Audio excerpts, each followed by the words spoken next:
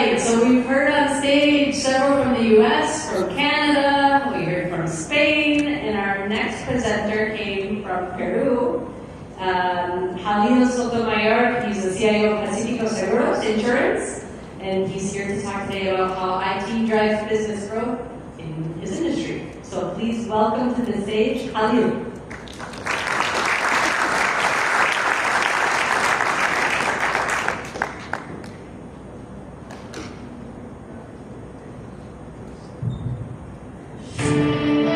Todos, absolutamente todos, desde que llegamos a este mundo, tenemos derecho a la vida, a la libertad y sobre todo a la búsqueda de la felicidad. Por eso nosotros en Pacífico nos hemos comprometido a proteger la felicidad de las personas. Ese es nuestro propósito. Proteger la felicidad. Protegemos tu salud, porque una enfermedad interrumpe tu felicidad y la de toda tu familia. Protegemos tu hogar, porque es ahí donde serán los momentos más felices de tu vida. Tu auto, más que por el precio, por la felicidad que te da cada paseo por los tuyos. Tu empresa, porque genera trabajo y sostiene la felicidad de muchas familias. Para eso estamos aquí. Para ayudar a más personas a recuperar y proteger todo lo que les da felicidad. Somos Pacífico, protegemos la felicidad de las personas. Y al hacerlo, llenamos nuestros corazones de felicidad también.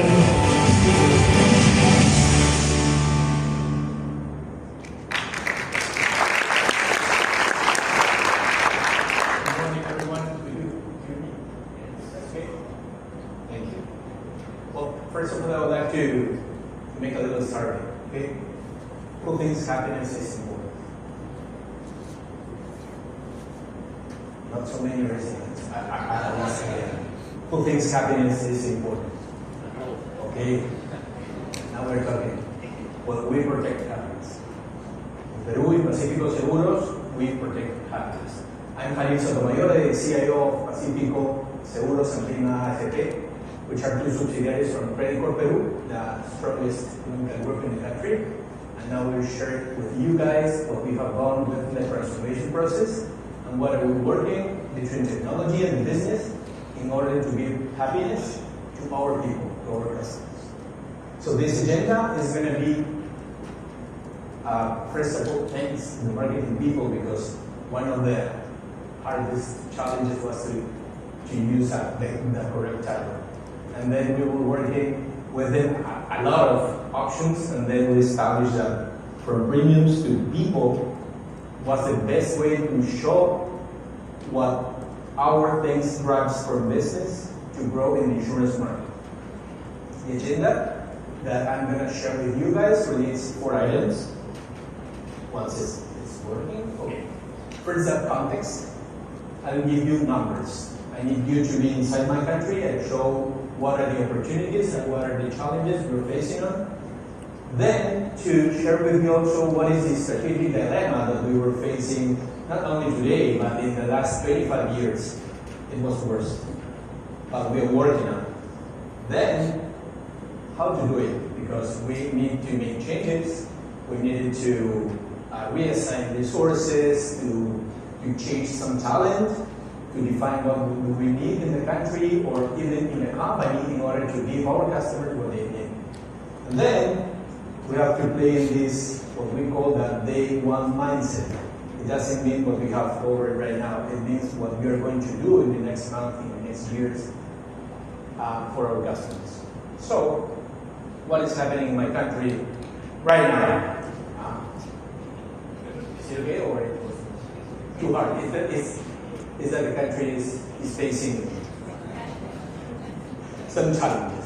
First of all, I would like to talk about premiums as a percentage of the GDP, just to see how is Peru regarding the insurance market related to other countries in the region, and related to the premiums as a percentage of the GDP. Sorry, it's dangerous. we have like 7% of the GDP covered worldwide. But if we see in our region, numbers change. For example, Chile is approximately 5% the GDP covered by premiums. And then you go to Colombia, you have like 3.5%. And then in my country, in Peru, we have like 2%. There's a huge opportunity to protect people's happiness. Okay. Then, if we check about how's the insurance premium per person, it runs our local coin is the Peruvian sun, right? It covers like 46 cents a month. Related to the minimum wage, it's like 5%. And let's compare with some things common to us. We spend like 70 cents eating outside, but just 46 in insurance. We compare it with home decoration, it goes up to 65 between the 45. Even if we compare it with beer,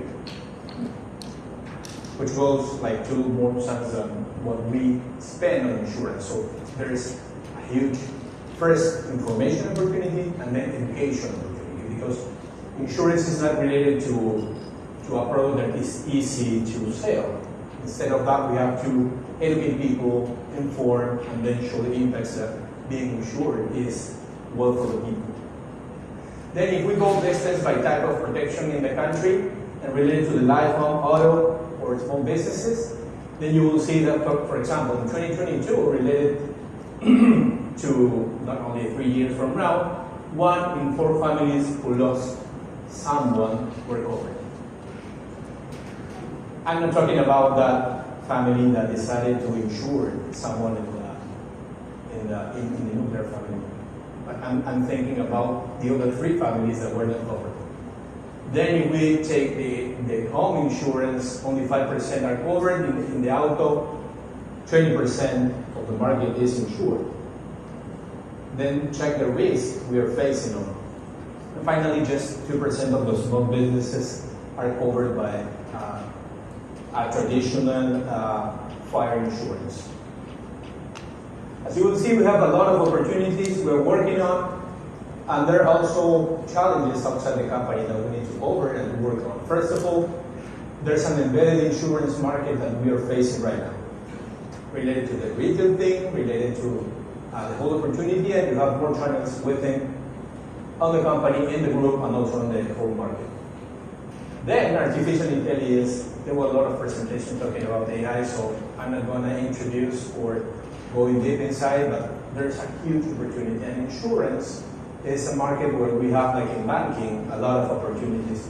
Then in data analytics, listing changes in the conversion rate between 30 and 70%. If we include this type of tools, not only in the data lakes, but in the analytics and the point of view, where we can also connect to the Internet of Things. A lot of endpoints in the market. So we have a huge thing to go. That's the context. And the context seems to be not easy. It's magic. It's a huge opportunity to cover on. And we are going to face it, first of all, identifying which was our strategic dilemma. Once you see the context, then you can see what is the dilemma we have to cover. And we have to face it, first of all, recognizing that we have to change as a company.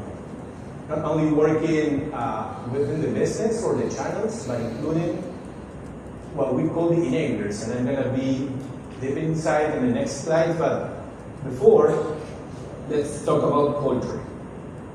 We decided to be the #1 company in 3 different things. First of all, in efficiency, which means the cost-income ratio that everyone knows. Second, we would like to be the first in growth, and it's related with premiums, and then in experience. Not only a simple question about if you are happy or not with the service we are providing to, but also with the NPS, right? Checking out how's the customer feeling with us in each transaction, or even the relationship they have with the company. And within that, we thought that it was important to change within this transformation what meant 5 things. First of all, putting the culture in the center of all of our actions, which is a very important situation because all the things has to change in order to respond to that new type of behavior and culture and so on. Second, being aspirational. If we are not aspirational, it's impossible to protect people's happiness. Okay? Third, we have to recognize that we must strengthen our internal capabilities. And we decided to list them to be the best in class in each of them, and then we have to pay special attention in what we call sustainability. Every company does, but not every company goes finally to reach the goal. So, understanding the strategic dilemma, then we just, with the board, decided how to do that, how to deal with that. And the only way we had to do was to transform. We have to change that traditional way of living in the company, as a hierarchical way of view, with some functions that were very defined, and then to evolve in order to check how this will work if we change first of all our minds and then how we work and interact with our customers. And we decided to define and check our neighbors. Some capabilities regarding the company, within the company, with special considerations, not only investments, but also with great talent working with us, and define that those neighbors were the difference in the country, in the industry, and would give us the possibility to protect people's happiness. So we thought that smart processes, going with AI, recompounding processes, redefining what we need to do, also eliminating processes, the digital origination of our customer, no more papers. Our customer is using right now a cell phone. Hope you're buying an insurance right now. Data analytics, very important. A lot of presentations talk us about that. IT security. Could anybody raise his hand if you're not facing cybersecurity problems? Everyone is. Agility. But not agility in terms, because we covered that in the next enablers, what we call the time to market. It's related to the way we are working. I think that it would be better if I change the mic.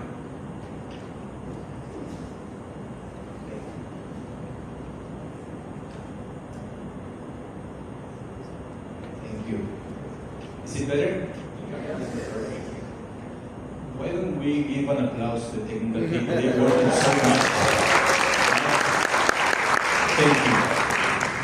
Okay, I'll continue. Agility is related to the way we are working on, not only checking just the time to market.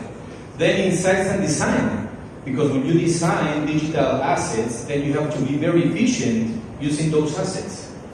If not, you're gonna probably making the same buttons and the same architecture once again, and then you have to pay the bill to any type of cloud or premise infrastructure. So it's good to be with good insight and design people. Then the IT projects and services, how do we deliver projects in the company, should be one of the best things we do. Then it's DevSecOps. Like 3 years ago, it was DevOps, right? Then the Sex appeared because we have a lot of security issues and security things to forward within the company and to our customers. Finally, we manage a lot of information, and some of that data is very sensitive. Technical pricing, for all who knows the insurance market, it's very important to be always aware about what is happening within the prices. The retail price, if we are going through the embedded insurance market, we are not going to be able to sell our products in our digital assets, but in other type of wallets, for example. So we have to be very intelligent within the strategy we use related to the pricing video. Then risk and regulation. Peru, as other countries, is very regulated with all that insurance things. IT architecture, no, the same issue or the same question every day comes is that how many or what percentage would be the deal to be on premise and then in cloud. I don't know if you guys have the answer, but we not. So we are working every day and checking how's the efficiency way of working with that. Then the innovation, which relates not only our capacity to connect to other people, but also working with other ecosystems, working with different people, cultures, going to different markets. Then you see 2% of the population is already insured. So we have to work with the 98%. It's a very hard deal we need to go around. And then the actuarial model. Everyone who knows about the insurance market knows that actuarial is very important. So, related to what we are working, then comes the next decision that was, okay, so how are we going to organize ourselves, our people, in order to share this type of adventure going to be the first company in efficiency, in growth, and related to experience. And then we throw to the basket the traditional way of view about the hierarchical models, right? And then go to this vision related to COEs. COE is the center of excellence. The company decided that those enablers I talked to you in the last slide nowadays are our center of excellence in the company. And we have leaders, we have teams, we have a mix between internal people and working with some strategical providers, and giving that people to the business, which are those columns, because we have customers, we have products, channels, service, IT, data, and the innovation. And then, in the brown side, we have our core, right? Our core support, the commercial execution, and then the operational execution. It's a different way of working.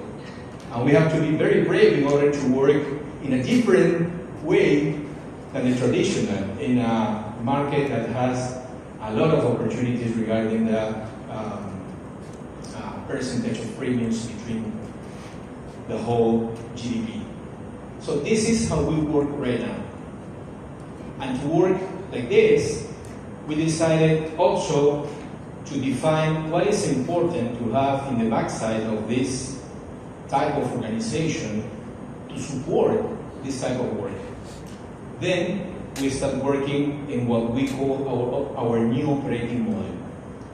What is the new operating model? It's simple. We need three things. First step, we need to be smart, fast, and secure connections. It's easy, right?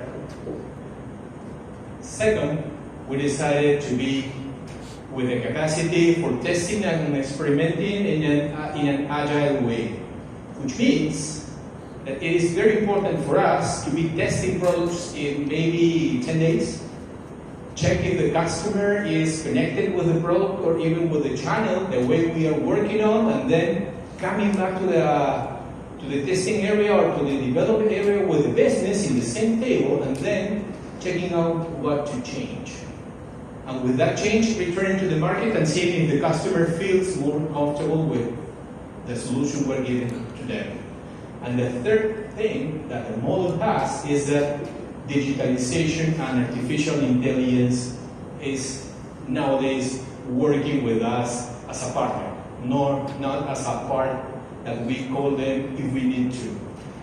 Hola, mi nombre es Marco y soy asesor en Pacífico Seguros. Te debes estar preguntando qué hago aquí, pues Pacífico me pidió compartir con todos las iniciativas de inteligencia artificial que, como marca, hemos desarrollado en estos meses. Pequeño spoiler, son increíbles. Te cuento que la revolución de la experiencia de siniestros empezó con una primera fase enfocada en la experiencia del cliente. Y hoy hemos enfocado nuestra segunda fase en la mejora de experiencia del colaborador, para así cerrar el 360 de nuestro journey como marca. Ahora, veamos a detalle donde incorporamos la IA en esta segunda fase. En resumen de siniestros, detectamos que los ejecutivos se tomaban hasta 1.600 horas al mes para encontrar información del siniestro. Usando el IA generamos resúmenes automáticos con la información de todos los sistemas, reduciendo los tiempos hasta el 50%, lo que significó atender 176 casos adicionales por mes. En las comunicaciones, los ejecutivos utilizaban plantillas que, aunque se modificaban manualmente, se percibían como genéricas. Con la IA pudimos generar correos con un tono y estilo que se adaptaban automáticamente a la causa del siniestro, incluso reduciendo el tiempo de creación en un 40%, realizando hasta 130 comunicaciones adicionales al mes. Y en cuanto al chatbot, debido a que las consultas no se encontraban enlazadas a un único sistema, los tiempos de atención al cliente por parte de los ejecutivos se hacían largos. Con IA, habilitamos un canal exclusivo a los ejecutivos para recibir información inmediata, reduciendo en 15% el tiempo de atención de una consulta, atendiendo, en promedio, 137 casos adicionales por mes, incrementando también el NPS. ¿Sabían que el seguro vehicular representa el 46% de siniestros de la compañía? Pero no solo hemos creado un impacto positivo en autos,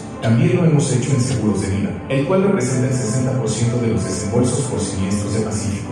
En vida lo utilizamos en la reevaluación, donde los asesores debían revisar documentos con más de 500 páginas de términos médicos complejos, generando un ratio de leakage en los montos pagados, escenario que pudimos optimizar con IA reduciendo el tiempo de evaluación en 15%, alcanzando a realizar 22 casos adicionales de vida individual y 88 casos adicionales para vida crédito por mes, reduciendo, además, el leakage en 40%.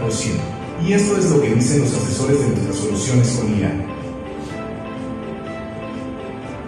Es sorprendente cómo Pacífico viene potenciando sus procesos con el uso de IA, incluso conmigo que no soy real, pues soy un asesor digital creado con inteligencia artificial. Y esto es solo el inicio. Seguiremos innovando con el objetivo de darle un mejor servicio y acompañamiento a nuestros clientes. Pronto te contaremos más.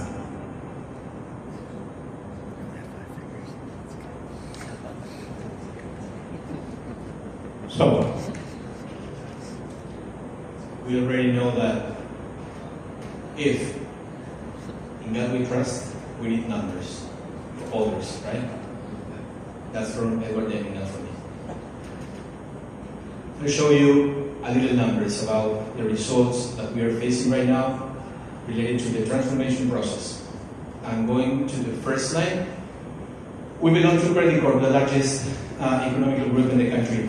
So we have increased our premiums by 60% between 2020 and what we are facing in the 2025. That's impressive. If we check that total premiums, it belongs that not only sales that came from Credit Corp, but also from the whole market. Remember that we are working just in Peru.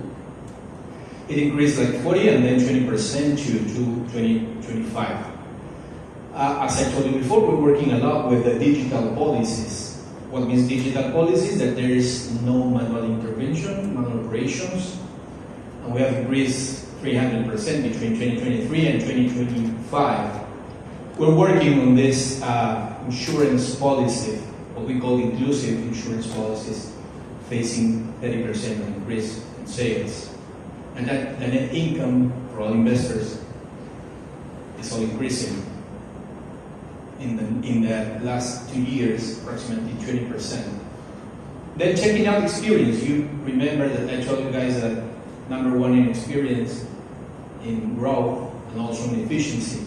Then, related to the customer and also with the employee, this is important to measure both things, increasing 30% every 2 years, and then in employee working like 10% each 2 years. Increase in the ENPS.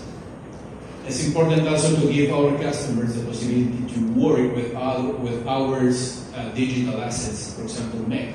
MEP is Mi Espacio Pacífico. So checking the measure about how self-managed our customers are, well, it's increasing every year. Once the customer is owner of their assets, of their policies, they can manage it, they can take decisions, and also giving them the freedom in order to check how are the convenience or how's the convenience working with us. Then the return on investment as a company also raised, because you can do all of them, but then going not in the same line with the return, right? This is not the situation. We were rising our return on investments in 2020 like 300%, and then, which is important for us in the digital market and the time to market measures. Nowadays we are like, I'll give you the correct numbers here. At 2021, we were facing like 120 days in order to give our customers the digital solution they'll have to be using in their computers, or even the customers' computers or the digital assets they're working on. Last year, we closed with 30 days between our users bring what they need to the customer and the time that solution is on the market. And we have faced that the challenge is to go in 10 days by 2027. So that's the opportunity. That's Pacifico Seguros. We have a lot to do. We have the correct team. I'm very proud for being presenting the company here with you guys. And I would like to finish my presentation also presenting my boss. You can follow him in TikTok also. He has something very important he shared with us last year, and I would like to show it to you. También descubrimos tres fuerzas poderosas que viven dentro del equipo de Pacífico. Primero, vimos una enorme energía contenida, un gran deseo de llegar más lejos y de triunfar profesionalmente. Segundo, descubrimos unas ganas tremendas de innovar. Quieren darle espacio a nuevas ideas que nos permitan avanzar hacia nuevos horizontes. Y tercero, quizá el más importante, existe en el equipo de Pacífico un fuerte deseo de trascender. Quieren cambiar vidas, quieren mejorar vidas. Esas tres fuerzas, que no son inventadas, sino que están vivas ya dentro del Pacífico, inspiraron la ambición que hoy les voy a presentar. Vamos a hacer del Perú el país más protegido de América Latina. Nuestra misión es que para el año 2030 habremos hecho el Perú el país más protegido de América Latina. Hoy asumimos ese compromiso con nuestros compatriotas, con nuestra sociedad, con nuestro país, con la historia. Thank you.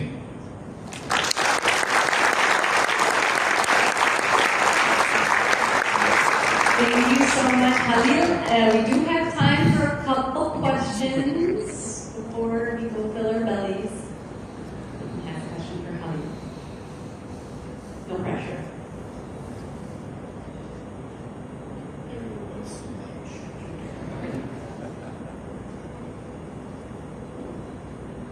Hi, quick question on how you build the center of expertise and matching to inject all this change management in the company. Can you give a few tips on that? Okay, thanks for the question. I think that first we try to define which were those enablers that will be key to be within the strategy and also in the company. That was the first thing, to define which this is. Then, and I think that was the most important change within the board, is that we have like a weekly board with our CEO talking about the whole responsibilities of the company. Within that board are those leaders of that Center of Excellences. So every week we are aware of what is happening in those Center of Excellence, checking out what they have done, what are the problems, for example, they are facing, and then going through the grades. We have like periodically a list of presentations to show the same board weekly what is the plan on, how are we performing within that plan and taking action if we need to. So if I have to share with you a tip, take the Center of Excellence very near from the board in order to check what they need and give them the correct and immediately answer in order to go further to the customer.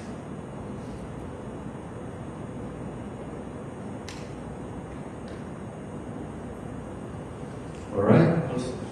Thank you very much, Javier. Thanks for sharing this journey and sharing also a lot of your corporate culture and the warmth of Latin America. So thank you. All right. So lunchtime. We're heading out for lunch. We have an hour and 40 minutes for lunch. It's enough time to meet with your soft tech representatives, sign those contracts if you want. Or here, we have vents here, so you can use that.